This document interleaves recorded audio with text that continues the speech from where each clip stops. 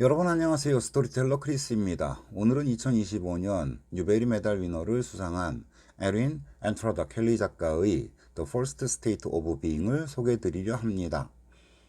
오늘 12살이 되는 마이클은 아침 일찍 동네의 슈퍼마켓인 슈퍼세이버에 가서 엄마가 좋아하는 복숭아 캔을 몇 개 슬쩍 해옵니다. 이유는 이제 곧 닥칠 Y2K의 위험을 준비하는 비상식량인데요.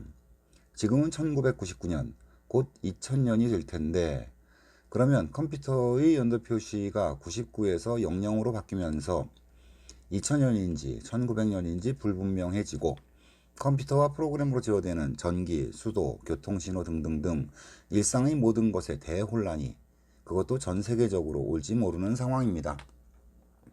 마이클은 엄마와 단둘이 살고 있는데 엄마는 최근 다니던 직장에서 해고를 당했습니다. 감기에 걸린 마이클을 돌보기 위해 휴가를 냈는데 이걸 빌미로 해고해버렸네요. 지금은 제대로 된 일을 구하지 못하고 세 가지 일을 함께 하면서 힘들게 생계를 꾸리고 있습니다.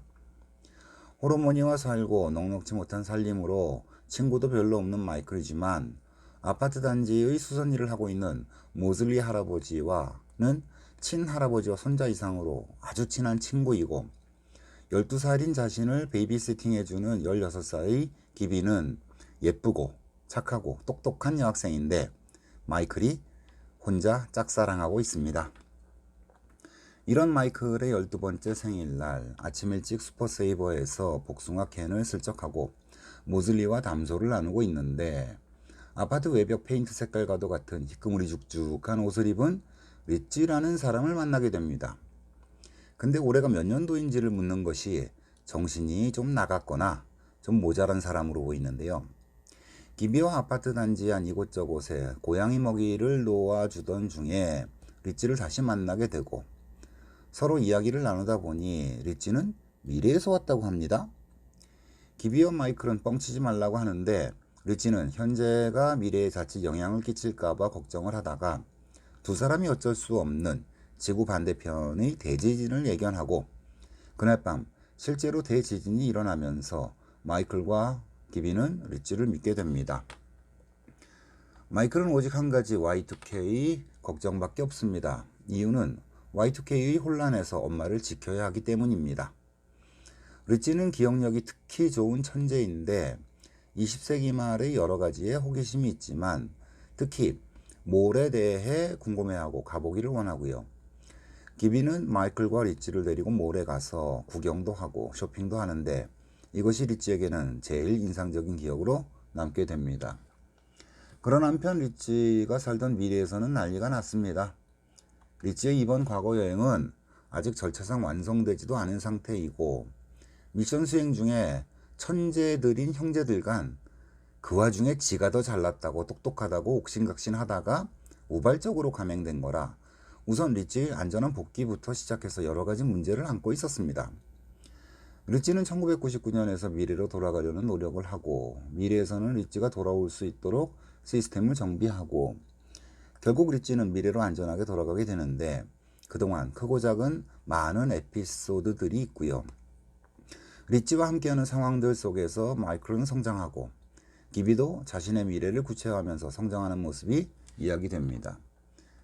중간에 모슬리 할아버지가 돌아가시게 되는데 이 부분도 모슬리의 마이클에 대한 큰 사랑을 느낄 수 있는 따뜻한 장면이었습니다. 제목인 The First State of Being은 책 안의 내용 중에 리찌의 엄마가 했던 말로 현재를 뜻하며 여기와 지금에 집중해라 라는 뜻이라고 합니다.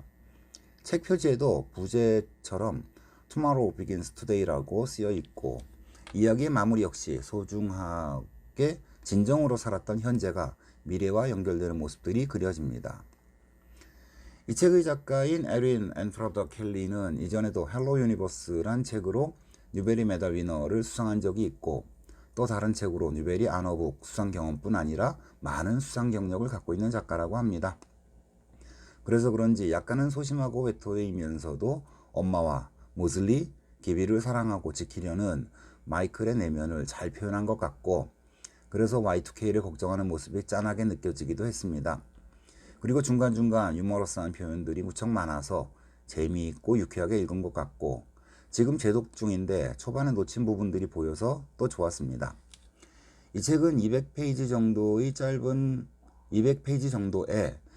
길이에 40개의 챕터로 나뉘어져 있어서 적당히 몇 개씩 꾸준하고 차분하게 읽으시면 더욱 재미있게 읽으실 수 있을 것 같습니다. 오늘도 영상 시청해 주셔서 감사합니다. 지금까지